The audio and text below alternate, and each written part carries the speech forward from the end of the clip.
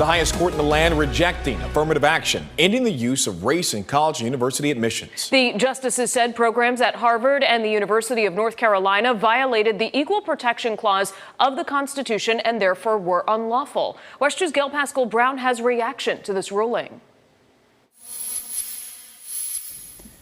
Well, it wasn't surprising, but that didn't make it any less infuriating. That from Associate Professor and Director of Legal Clinics at FAMU's College of Law in Orlando about Thursday's U.S. Supreme Court ruling.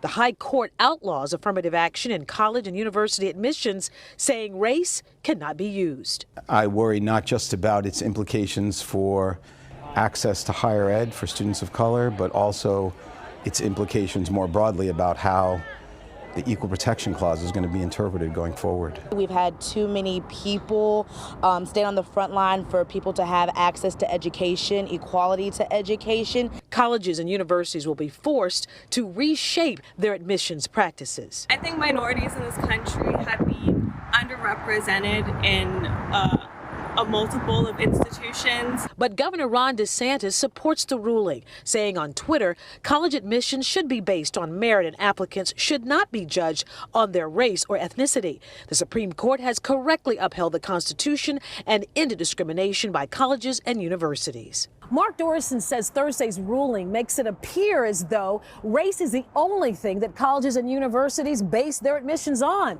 which he says is not the case. When in fact schools like Harvard and UNC had developed over years a very sophisticated, holistic review process.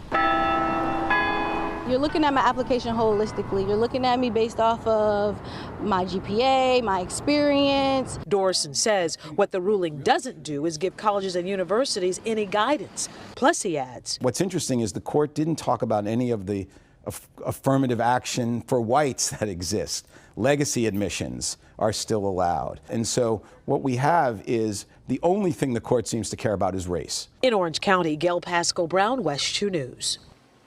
FAMU released this statement today saying in part, our mission and commitment to welcoming all who choose to join the Rattler FAMUly remains unchanged. For 135 years, FAMU has been a beacon of opportunity for students in search of an affordable, world-class education.